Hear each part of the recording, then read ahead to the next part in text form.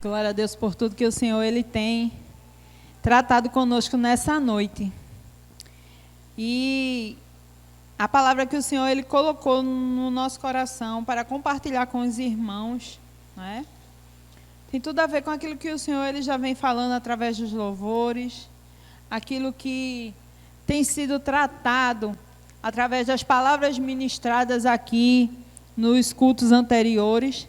Nós estamos no mês de abril falando sobre redenção e entendemos que o amor de Deus, né, nos alcançou. A misericórdia do Senhor nos alcançou. Ele se colocou no nosso lugar. E eu estava orando, não é? E o Senhor ele trouxe essa palavra ao meu coração. E chegou para mim o entendimento de que há um resultado para a nossa obediência. Nós estarmos servindo ao Senhor, sendo diligentes, vindo aos cultos, quando não vimos a igreja, mas cultuamos como você está cultuando em casa. Independente da situação, nós temos continuado buscando sermos fiéis ao Senhor, sermos obedientes à sua palavra. E há um resultado para isso, querido. O resultado da obediência é a honra. Nós temos um entendimento que muitas vezes nós queremos ser honrados pelas pessoas. Não é? Nós gostamos, como seres humanos, nós gostamos. Quando alguém nos elogia, muito obrigado. Quando alguém nos agradece, quando alguém nos enaltece, quando alguém diz assim, nossa, como você está linda. Não é? Mas é uma honra que ela provém do Senhor. E aí eu gostaria de convidar você a abrir a sua Bíblia no livro de Lucas. Lucas capítulo 4. Lucas capítulo 4, a partir do versículo 16. Né? O texto, ele fala do momento que o Senhor Jesus ele foi até a cidade onde ele foi criado. Né? O Senhor Jesus ele nasceu em Belém, mas ele foi criado na cidade de Nazaré. Por isso que ele também é chamado de Nazareno. E aí, a partir do versículo 16, diz assim: indo para Nazaré, onde fora criado, entrou num sábado na sinagoga, segundo o seu costume, e levantou-se para ler. Então, lhe deram o livro do profeta Isaías. E abrindo o livro, achou o lugar onde estava escrito: o Espírito do Senhor está sobre mim, pelo que me ungiu para evangelizar os pobres, enviou-me para proclamar libertação aos cativos e restauração da vista aos cegos, para pôr em liberdade os oprimidos e apregoar o ano aceitável do Senhor. E aí nós vemos, né, quando a gente lê mais adiante o texto todo desse capítulo, a gente vai ver que as pessoas desprezaram a Jesus. As pessoas passaram a dizer assim, quem é esse? Não é? Quem é esse que chega e lê? E eu creio, né? A gente tem a revelação pelo Espírito, mas aí a gente tem a pastora Érica de referência. Eu imagino que Jesus pegou aquele pergaminho lá e começou a ler, e ele sabia de quem aquele texto falava. Né? Quando ele lê, o Espírito do Senhor está sobre mim, é diferente de quando nós lemos, porque ele sabia que aquele texto se referia a ele. Então ele falou com ousadia, com propriedade, com altivez. Ele sabia que estava falando sobre ele. Aleluia. Mas as pessoas não viam dessa forma. As pessoas olhavam e diziam assim, esse aí não é o filho de Maria? Não é o filho de José, o carpinteiro? Não é aquele que cresceu aí por essas ruas? Por quê? Né? A palavra vai dizer que Profeta de casa não tem honra. Mas aí a gente precisa voltar um pouquinho para entender por que o Senhor ele precisava fazer essa leitura, porque o Senhor precisava tomar posse daquilo que era seu por direito, do seu lugar de direito. E aí a gente vai para o livro de Isaías, que é de onde foi extraído esse texto que Jesus leu. Um livro que foi escrito por um profeta que viveu 700 anos antes de Jesus. Então, quando Jesus chegou naquele dia na sinagoga e leu, ele sabia de quem o profeta falava. Havia uma esperança, havia uma profecia que dizia que o rei viria para libertar Israel. Aleluia! E aí, quando nós entendemos que Jesus ele sabia e ele podia falar com ousadia sobre isso, é porque independente de qualquer coisa, o Senhor ele vivia uma vida de obediência. E aí, quando a gente traz para as nossas vidas, não é?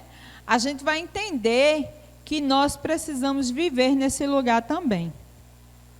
E aí, no capítulo 61 de Isaías, a partir do versículo 1, diz assim: O Espírito do Senhor Deus está sobre mim, porque o Senhor me ungiu para pregar boas novas aos quebrantados, enviou-me a curar os quebrantados de coração, a proclamar libertação aos cativos e a pôr em liberdade os algemados, a apregoar o ano aceitável do Senhor e o dia da vingança do nosso Deus, a consolar todos os que choram e a pôr sobre os que em Sião estão de luto uma coroa em vez de cinzas, óleo de alegria em vez de pranto, veste de louvor em vez de espírito angustiado, a fim de que se chamem carvalhos de justiça, plantados pelo Senhor para a sua glória. Edificarão os lugares antigamente assolados, restaurarão os de antes destruídos e renovarão as cidades arruinadas, destruídas de geração em geração. E aí, nesse texto, nós observamos que o Senhor, ele passa a falar com o seu povo. Um povo que foi escravizado, que foi levado cativo, que foi humilhado, mas que precisava reconhecer o Senhor em todas as coisas. Precisava voltar ao seu lugar de obediência.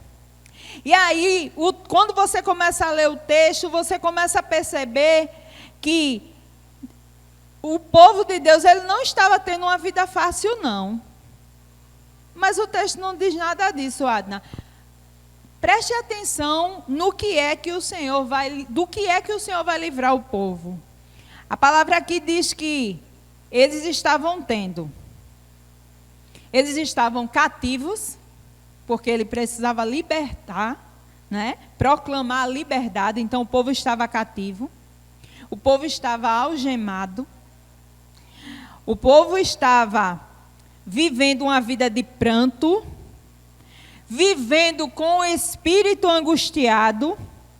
E aí deixa eu perguntar a vocês, quantas pessoas nós não temos visto da mesma forma? Quantas pessoas nós não vemos aprisionados, mesmo estando em liberdade?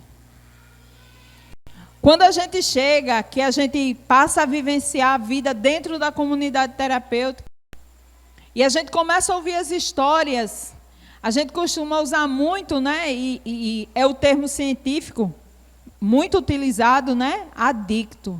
E adicto é escravo de. E aí, a primeira vez que eu, há muito tempo atrás, comecei a ouvir esse termo, e isso me remeteu àquilo que a palavra nos diz.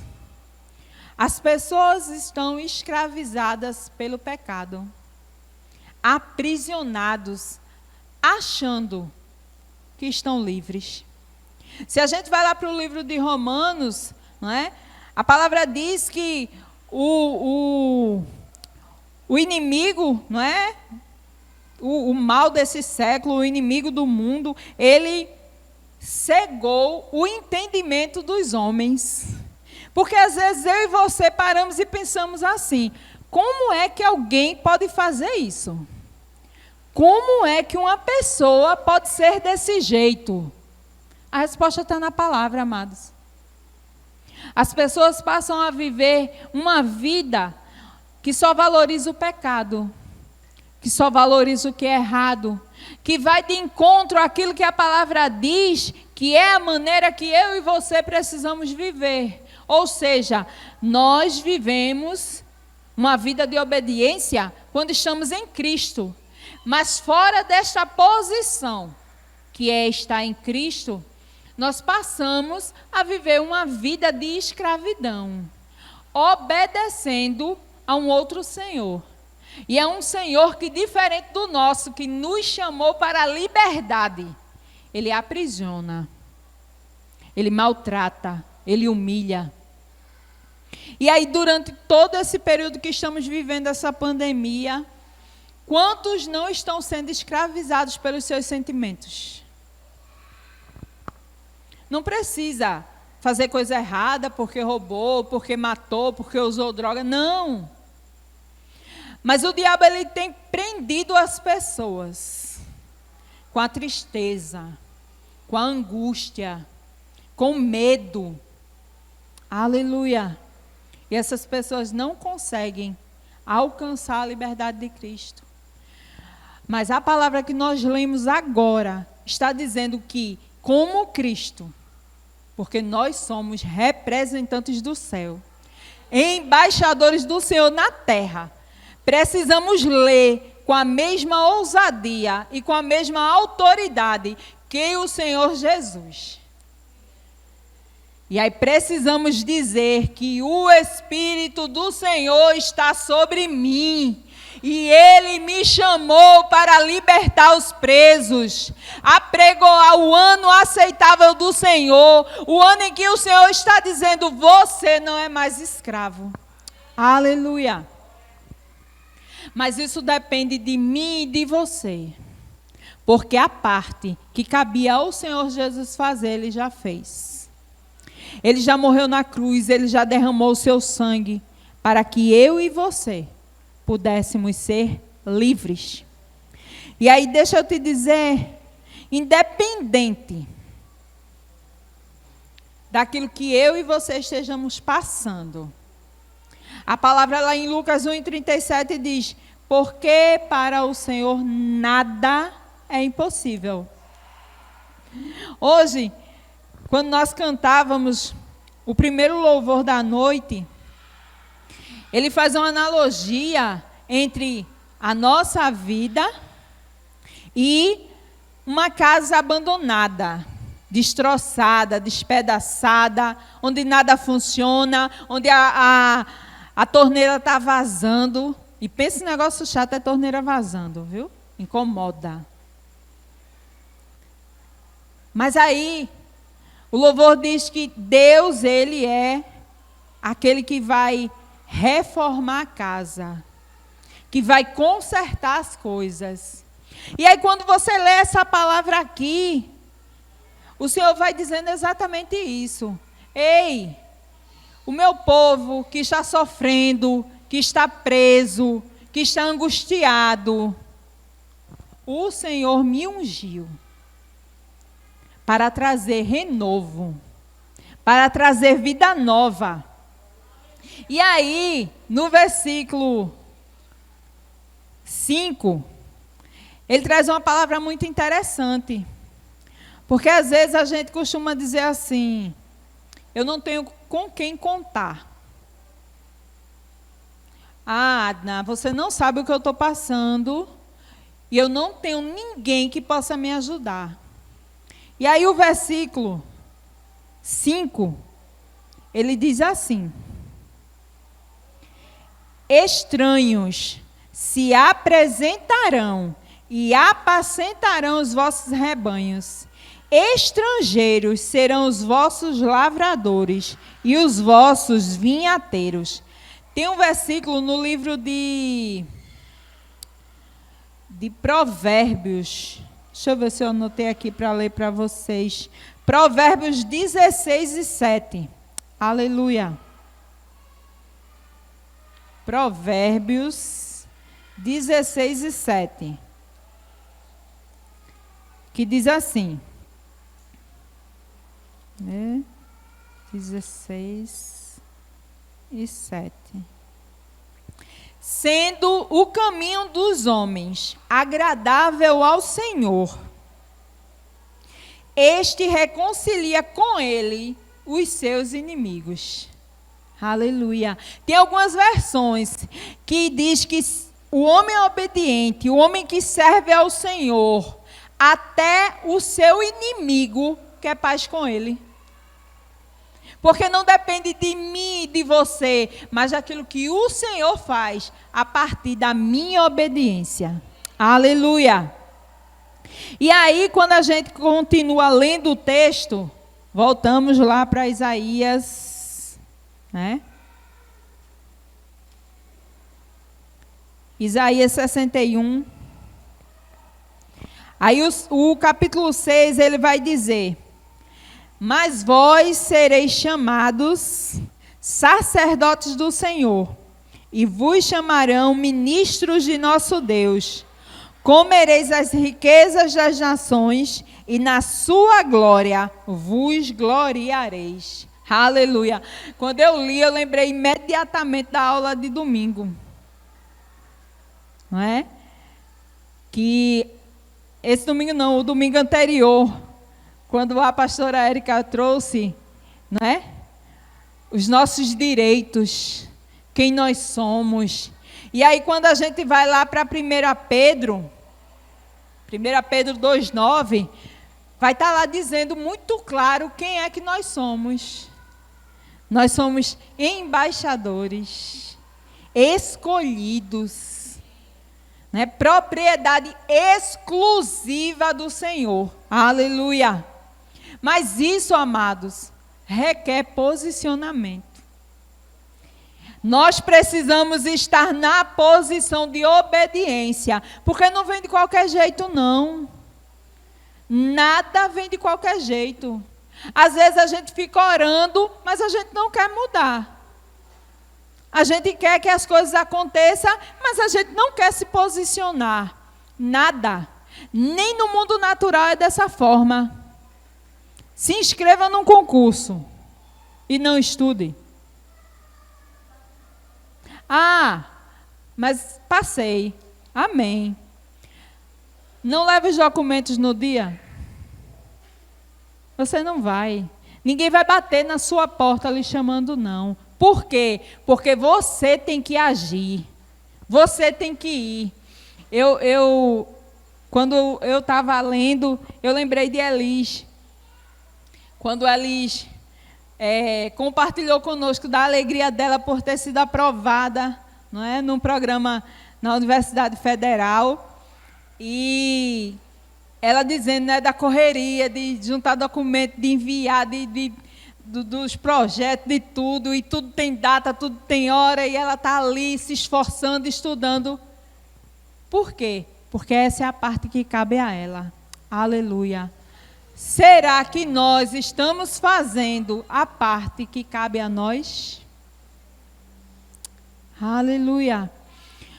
Vamos voltar aqui para o versículo 7.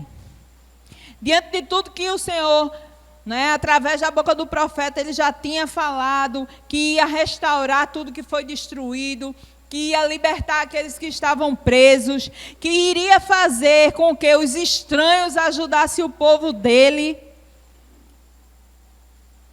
Ele diz no versículo 7: em lugar da vossa vergonha, tereis dupla honra. Em lugar da afronta, exultareis na vossa herança. E por isso, na vossa terra, possuireis o dobro e tereis perpétua alegrias. Aleluia! Amados, na dupla honra, quando você alcança a dupla honra, você não vai refletir quem você é, não. Você não está refletindo o que você fez, não.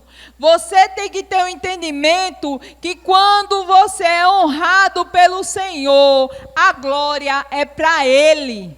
Aleluia! Ele quer que você seja abençoado. Ele quer que você tenha alegria. A palavra diz que Ele quer que a nossa alegria seja completa. Ele não espera só que sejamos alegres, não. Ele quer uma alegria completa. Ele não quer que você diga assim, eu comprei uma casa, mas ela está assim, com uns buracos no teto, né? Está sem as portas. Não, a alegria que o Senhor quer para mim e para a sua vida é uma alegria completa. Aleluia! E o segredo para alcançarmos a dupla honra do Senhor é a obediência. Talvez você olhe para a sua vida e diga assim, eu não consigo mais. Eu já fui tão humilhado, eu já fui tão menosprezado, já me apontaram tanto que hoje eu não consigo mais. Deixa eu te dizer, o Senhor nesta noite Ele está te dizendo que você precisa só obedecer. Ser e estar na posição de obediência. Porque aquilo que você não pode fazer, aquilo que aos seus olhos parece ser impossível, Ele vai fazer. Não precisa se preocupar como vai acontecer. É o Senhor quem faz. O nosso trabalho é descansar. Porque é Ele. É Ele que nos fez justiça de Deus. Lá em Romanos vai dizer que não há condenação. Talvez alguém continue te apontando, te desmerecendo, dizendo que você não é capaz. Mas o Senhor te fez justiça de Deus. E aí quando a gente pensa assim, né? Mas eu já passei por tanta coisa. Eu não consigo mais. Eu não tenho força. Eu vou só ir vivendo, e dia após dia. E aí, deixa eu lembrar vocês, nós temos vários homens na Bíblia, várias mulheres, que passaram por situações humilhantes. A gente leu lá em Lucas que o Senhor Jesus, Ele foi menosprezado. O Senhor Jesus. Mas aí quando a gente pensa em Davi, ele foi ungido rei. O próprio Deus mandou ungir Davi como um rei. Mas Davi foi imediatamente honrado, coroado, levado para o palácio? Não. Davi foi humilhado, perseguido. Andaram atrás de Davi para tirar a vida dele, para que ele não estivesse no lugar que Deus já tinha determinado. Funcionou? Não. Outro homem que a gente olha na Bíblia e pensa assim, eu acho que eu não teria suportado. Jó. Além de todas as perdas, porque às vezes quando a gente perde alguma coisa, uma pessoa que ama, um bem material, às vezes a gente quer se desesperar, e agora o que vai ser da minha vida? Mas deixa eu te dizer, o Senhor é suficiente. Se você tem o Senhor na sua vida, você não precisa de mais nada. Mas a misericórdia dele é tão grande que ele te dá em dobro. Como a palavra diz, ele te dá dupla honra naquilo que você foi humilhado. E aí Jó ficou daquela forma, humilhado, lançado ao chão com um caco de telha, desprezado por aquele que era parte dele, sua própria esposa, os seus amigos.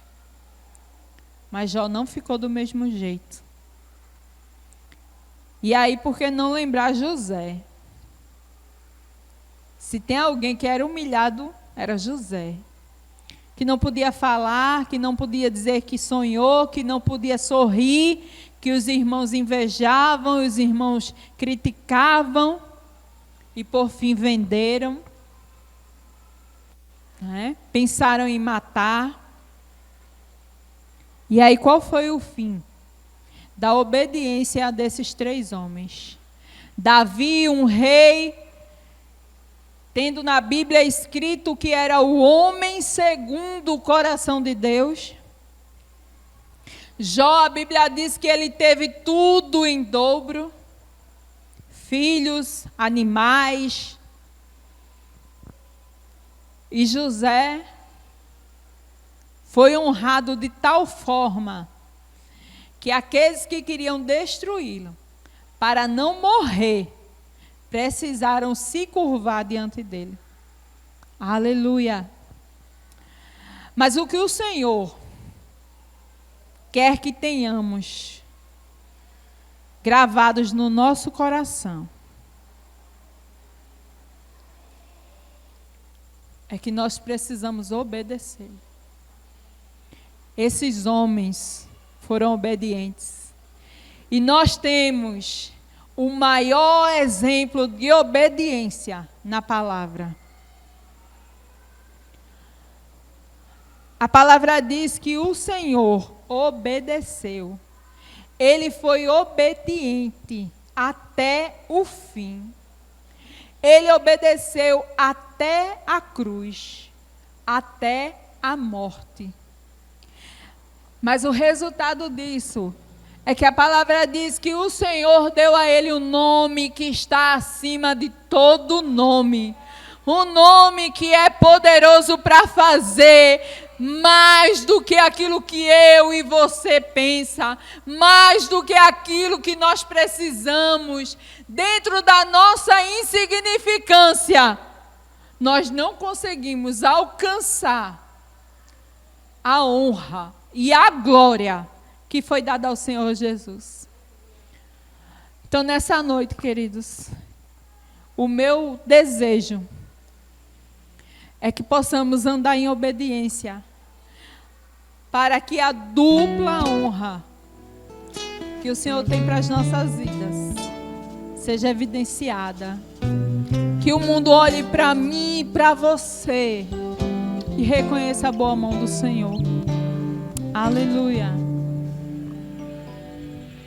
Glória a Deus.